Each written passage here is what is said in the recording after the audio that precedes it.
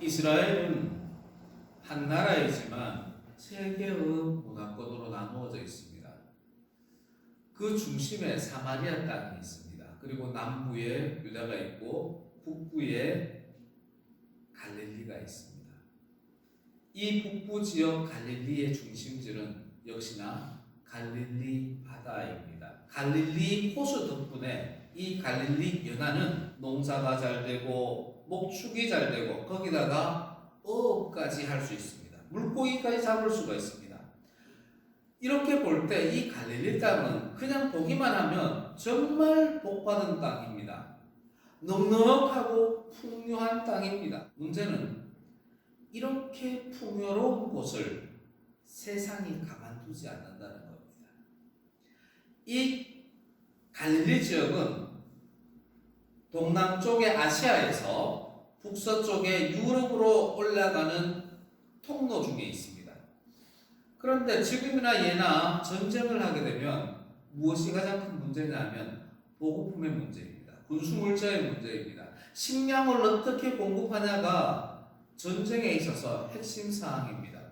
그런데 아시아와 유럽을 관통하는 군대가 지나갈 때마다 저 갈릴리 지역에 곡물이 풍성합니다. 곡물만 있는 게 아닙니다.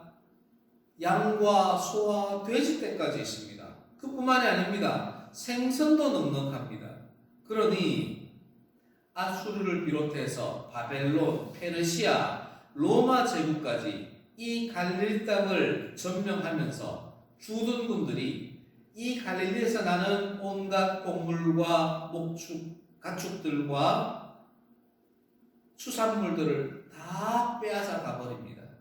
넉넉하게 살 것 같은 너무나 좋은 자연 환경이 오히려 갈릴리 사람들에게는 고통의 통로가 되고 만 겁니다. 뿐만이 아닙니다. 군사적 요충지에 있다 보니 수많은 점령군들이 지나가면서 지역의 여인들을 겁탈을 해서 혼혈 정책을 펼칩니다. 혼혈 정책에 그치는 것이 아니라 자기 나라 사람들을 이곳에 이주해 살게도 합니다. 결국은 이 갈릴리 땅에는 유대인들보다 이방인들이 더 많이 살게 되는 지역이 되어버렸습니다. 그래서 성경에서는 이사야 9장에서 이렇게 말합니다. 이방의 갈릴리라 표현을 합니다. 분명 가나안 땅, 이스라엘 땅에 속해 있지만 성경은 이 갈릴리를 이방의 땅이라고 표현을 합니다. 흑암의 땅이라 표현합니다. 멸시의 땅이라고 표현을 합니다. 신약에서도 마찬가지입니다. 요한복음 7장에서는 이렇게 말합니다. 41절에 그리스도가 어찌 갈릴리에서 나겠느냐. 52절에서는 대제사장과 바리새인들이 니고데모를 향해서 말합니다. 너도 갈릴리에서 왔느냐? 찾아보라. 갈릴리에서는 선지자가 나지 못하느니라. 바로 이런 곳이 갈릴리입니다. 하지만 갈릴리에는 또 다른 이면이 숨겨져 있습니다. 이사야 9장에 분명히 흑암의 땅, 멸시의 땅, 이방의 땅이라고 했지만 한편에서 1절에서 7절까지 말씀에 보면은 놀라운 말씀이 숨겨져 있습니다. 비록 지금 갈릴리가 흑암의 땅, 멸시의 땅, 이방인들의 땅이 되어버렸지만 후에는 그 해변길과 이방의 갈릴리를 영화롭게 하셨느니라. 이는 한 아기가 우리에게 낳고 한 아들을 우리에게 주신 바 되었는데 그의 어깨에는 정사를 메었고 그의 이름은 기묘자라 모사라 전능하신 하나님이라. 아멘. 분명 갈릴리를 멸시의 땅, 흑암의 땅, 이방의 땅이라 하면서도 그곳에 메시아가 날 것이고 메시아 사역이 있을 것이다 라고 예언을 하고 있습니다. 뿐만 아니라 실제로 예수님의 고향이 됩니다. 예수님께서 탄생하신 것은 유대 땅 베들레헴이지만 성령으로 잉태하신 곳은 바로 이 갈릴리입니다. 갈릴리 지역 중에서 나사렛에 살면서 예수님은 갈릴리 나사렛 예수라는 이름이 붙게 됩니다.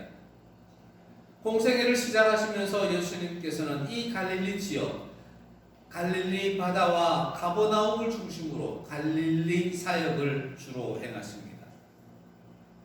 이 갈릴리는 예수님의 고향이기도 했지만 우리가 잘 알고 있는 12 사도들의 고향이기도 합니다.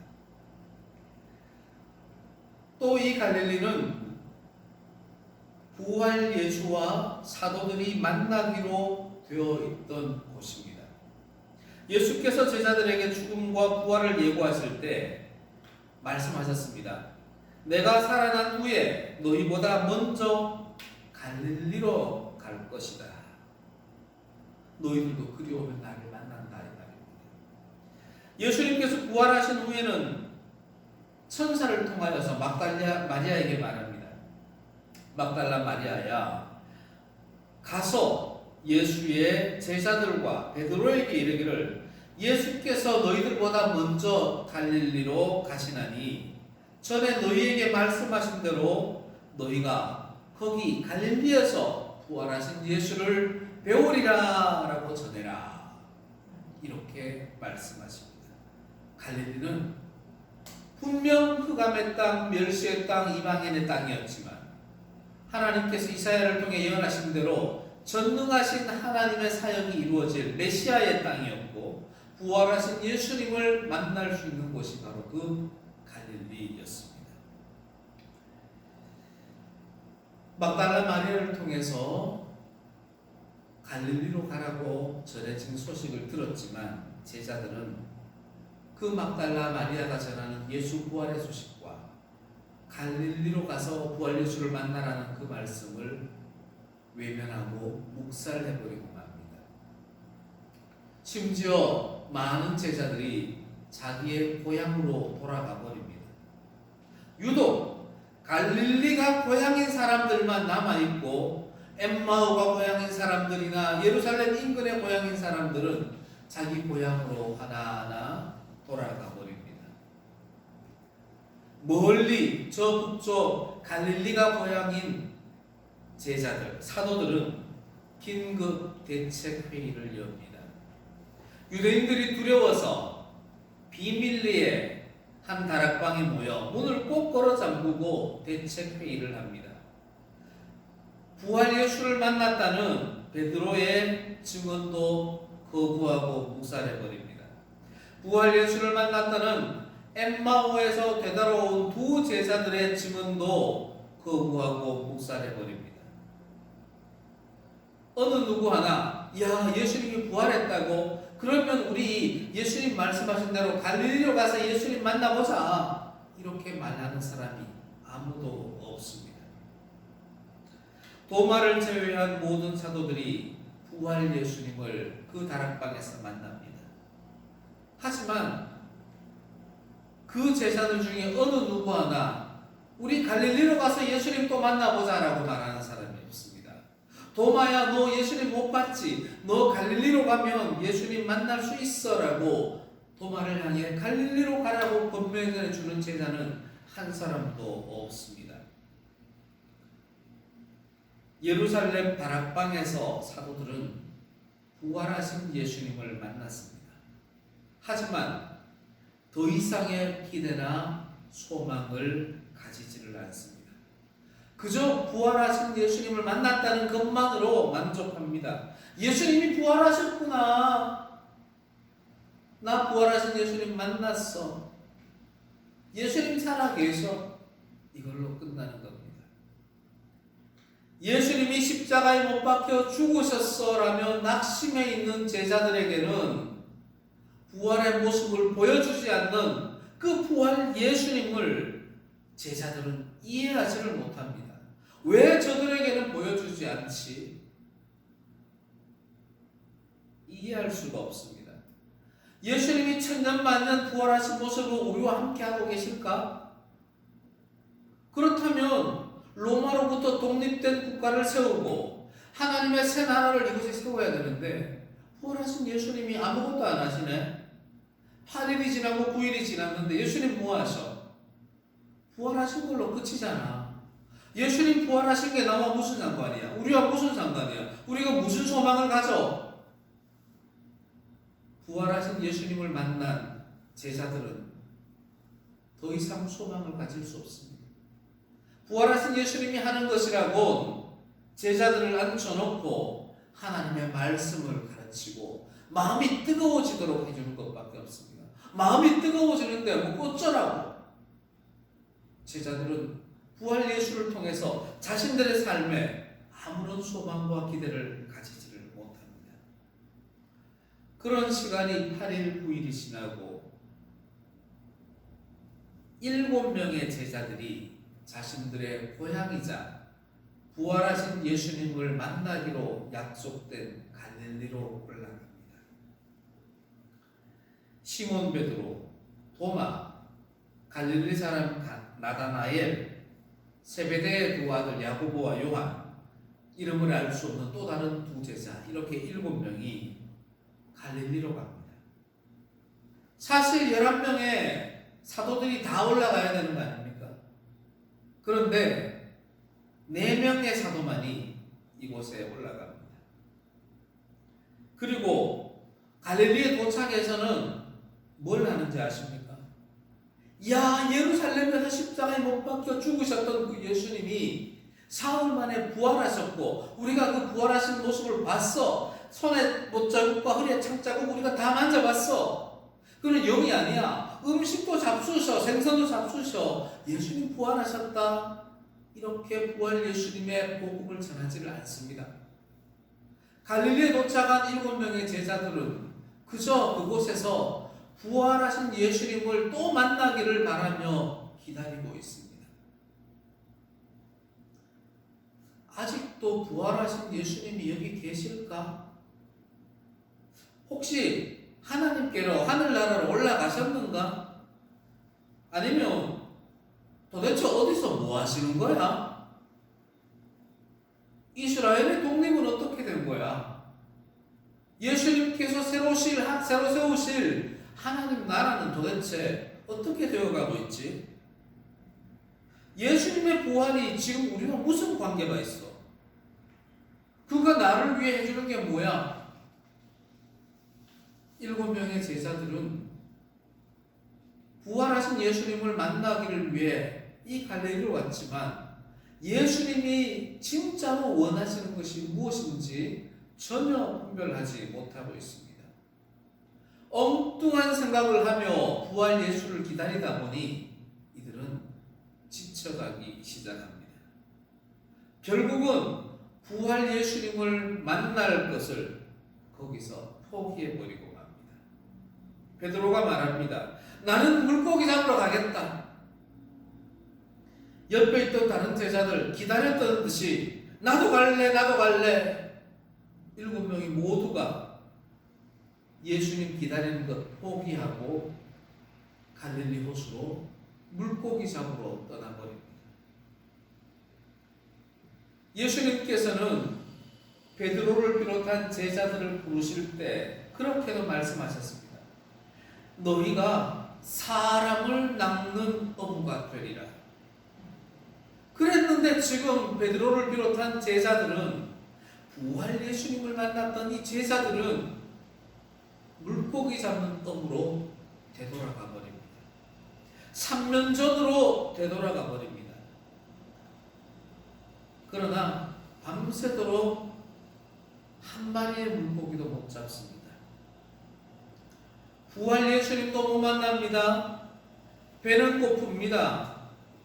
걱정 근심이 가득합니다. 이제 이 갈릴리에 올라왔으니 저 집에 들어가야 되는데 지난번에 열병까지 앓았던 장모도 있는데 내가 어떻게 집에 들어가지?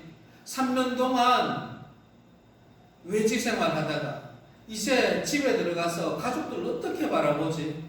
가족들에게 뭐라고 말하지? 어떻게 먹고 살지? 근심 걱정이 가득합니다. 바로 그때 해변가에 어떤 사람이 이 7명의 제자들 물고기를 잡으려고 노력하는 7명의 제자들을 향하여 말합니다. 어이 젊은이들, 물고기 많이 잡았는가? 아니요, 한 마리도 못 잡았습니다. 그래, 그럼 그물을 배 오른쪽에 던져봐. 그러면 잡을 거야.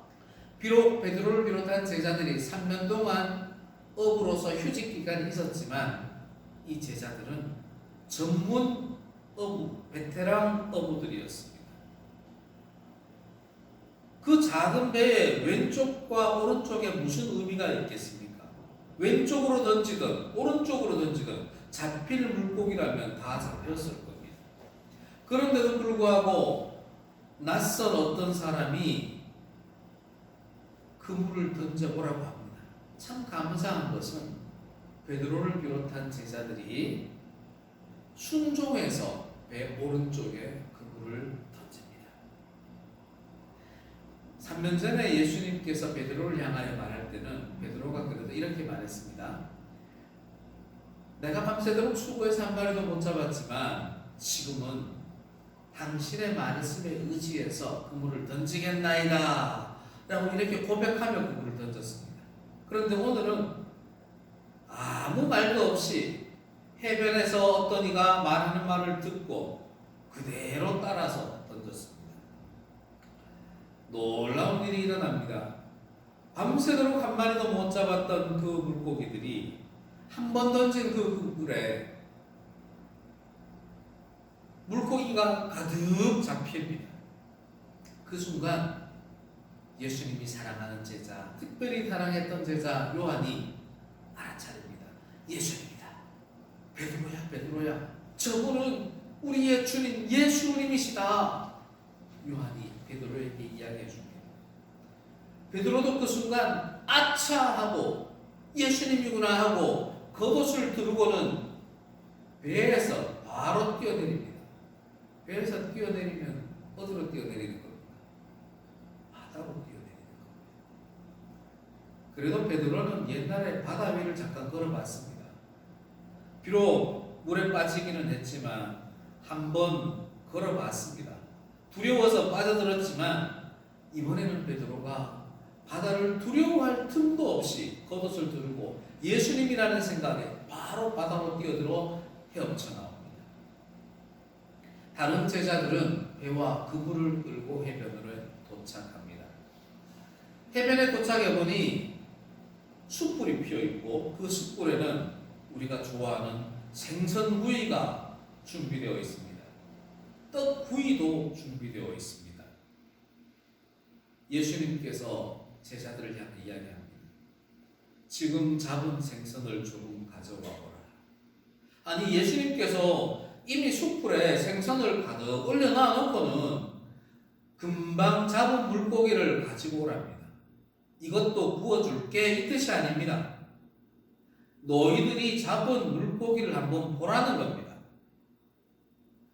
제자들이 가서 물고기를 가지고 옵니다. 가지고 오면서 보니 물고기가 153마리가 잡힌 것을 알게 됩니다. 우리나라에서도 7이라는 숫자는 행운의 숫자를 여겨집니다. 또 3이라는 숫자는 신적인 숫자, 삼신할머니처럼 신적인 숫자로 여깁니다. 또 4자는 죽을 4자라 해서 굉장히 거부하는 숫자입니다. 히브리 알파벳은 알파벳 한자 한자의 숫자의 의미가 숨어 있습니다. 153이라는 숫자를 히브리 알파벳으로 표현을 하는 겁니다. 아라비아 숫자 153이라고 쓰는 것이 아니라 히브리 말 알파벳으로 쓰는 겁니다. 히브리 말 알파벳으로 쓴 단어들을 보니 그 뜻이 하나님의 아들들이라는 겁니다. 지금 예수님께서 그물을 배 오른쪽에 던져서 고기를 잡아 올렸는데, 예수님의 명령으로 잡아 올렸는데 그 물고기 숫자를 세어보니 153입니다. 그렇다고 예수님께서 이 물고기를 요리해 주신 것도 아닙니다.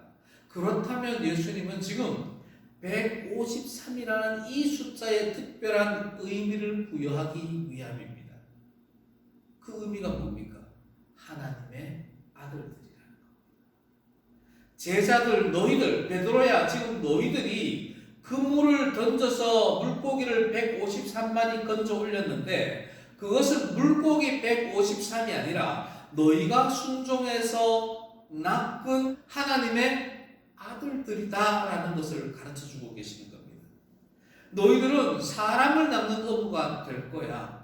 하나님이 선택하신 백성들, 그들을 너희가 앞으로 잡아 올릴 거야. 153명을 잡아 올릴 거야. 그 뜻이 아니라 하나님의 아들들, 예수 그리스도에 의해 구원받기로 예정된 백성들을 너희들이 앞으로 찾아낼 거야 라고 가르쳐 주시는 겁니다. 드디어 제자들이 내가 이제 사람을 낚는 어부가 되어야 되는구나. 3년 전에 그 말씀을 떠올리게 됩니다. 하나님의 사람들을, 하나님의 아들들을, 하나님의 백성들을 구원해야 하는 사명이 나에게 있구나. 예수 그리스도의 부활 신앙을 전해야 할 사명이 나에게 있구나라는 것을 제자들이 깨닫게 됩니다. 예수님께서 그것을 깨달은 제자들에게 말씀하십니다. 와서 조반을 먹으라. 사실 며칠 전 제자들은 다락방에 오신 부활 예수님께 생선을 대접해 드렸습니다. 감사하게도 오늘은 예수님께서 친히 숯불을 피워 제자들에게 생선구이와 떡구이를 대접해 줍니다. 제자들은 예루살렘 다락방 교회에서 부활 예수님을 만났습니다. 거기에서 그치지 않습니다. 삶의 현장, 흑암의 땅, 멸시의 땅, 이방인의 땅이었던 갈릴리에서 부활 예수님은 또다시 제자들을 만나 주십니다.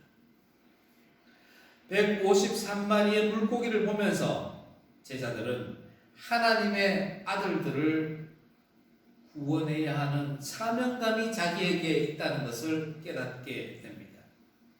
그리고는 주님이 직접 주시는 양식을 먹게 됩니다. 사랑하는 성도 여러분, 우리도 제자들이 체험했던 것을 똑같이 체험해야 합니다. 체험할 수가 있습니다. 말씀으로 성령으로 역사하시는 부활 예수님을 우리는 이 문양교회에서 만나야 합니다. 또 만나고 있습니다. 그러나 우리가 이 교회에서 부활 예수님을 만나는 것만으로 만족할 수가 없습니다. 만족할 수 있었다면 예수님께서 사도들을 향해서 갈릴리로 와서 나를 보게 될 것이다 라고 이야기하지도 않으셨습니다. 지금 예수님께서는, 부활 예수님께서는 교회에서 뿐만이 아니라 갈릴리 땅 같은 세상에서도 우리를 만나 주시겠다 약속하시는 겁니다. 우리는 항상 교회 안에 머물러 있을 수가 없습니다. 일주일에 하루, 그것도 1시간, 길어야 서너 시간 주님의 몸된 교회에 있습니다. 이 교회에서만 예수님을 만난다고 착각을 하면 안 됩니다. 오히려 우리는 부활하신 예수님을 만날 가능성이 더 많고 만날 시간이 더 많고 만날 장소가 더 많은 곳은 교회가 아니라 갈릴리와 같은 세상입니다. 6일을 보내야 할 저 세상에서 예수님은 우리를 만나 주시려고 기다리고 계신 겁니다. 바로 저 세상, 삶의 현장, 흑암의 땅, 멸시의 땅, 이방인의 땅인 세상에서 우리는 예수님을 만나야 하고 만날 수가 있습니다. 일주일 동안 교회에서 예수님을 만났어. 세상에서는 그 힘으로 살아야 돼. 왜 그렇게 생각하십니까?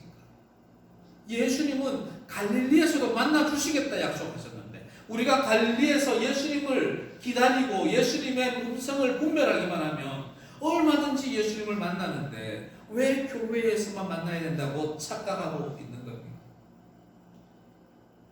사실 우리는 교회에서 받는 은혜보다 삶 속에서 받는 은혜가 더 많고 더 큽니다.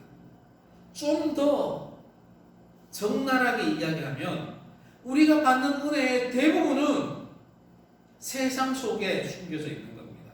세상 속에서 주님이 역사하셔서 우리에게 은혜를 베풀어 주십니다. 우리를 갈릴리와 같은 세상으로 불러주셔서 그곳에서 만나주시는 이유가 있습니다. 할 일이 있기 때문입니다. 사도들을 갈릴리로 부르신 것은 갈릴리에서 할 일이 있기 때문입니다. 갈릴리에서 가르칠 일이 있기 때문입니다. 우리를 교회뿐만이 아니라 세상으로 끌고 가시는 이유는 할 일이 있기 때문입니다. 하나님은 우리가 갈릴리와 같은 세상에서 순종하기를 원하십니다. 교회에서 순종하는 것 당연하고, 기도하는 중에 순종하겠다 결단하는 것 당연하고, 김집사, 이집사, 이목사가 모여있는 이 예배당에서 순종하는 것은 당연하고, 아멘하는 것은 당연하고, 저 힘겨운 세상에서 순종하는 것, 하나님은 지금 그걸 원하고 계십니다. 이 교회에서 김집사에게 복음 전하는 것 당연하고, 김청년에게 복음 전하는 것 당연하고, 아동노아에게 복음 전하는 것 당연하고, 거기서 만족할 것이 아니라 갈릴리와 같은 세상 속에서 숨겨져 있는 하나님의 아들들에게 복음을 전하게 하기 위해서 예수님께서는 우리를 6일 동안을 갈릴리로 부르시는 겁니다. 사랑하는 성도 여러분, 예수님은 갈릴리로 부르셔서 일만 하라 시키지 않습니다. 교회에서 목회자를 통하여서 여러분에게 주시는 이 생명의 양식처럼 갈릴리에서도 여러분들의 수고와 순종을 통해서, 여러분의 노력을 통해서, 말씀 성경책을 통해서, TV를 통해서, 기억을 통해서, 예배의 감동을 통해서 하나님은 생명의 양식을 끊임없이 공급해 줍니다. 사랑하는 성도 여러분, 교회에서 만난 주님을 갈릴리에서도 만나야 합니다. 교회에서처럼 갈릴리에서도 순종과 수고함으로 주님의 은혜를 체험합시다. 교회에서처럼 갈릴리에서도 하나님의 아들들, 복음을 전해야 할 대상자들을 찾읍시다. 교회에서처럼 갈릴리에서도 생명의 양식으로 우리의 영혼을 채웁시다. 우리 모두 갈릴리에서 베풀어 주시는 주님의 은혜를 마음껏 누리는 성도들이 됩시다.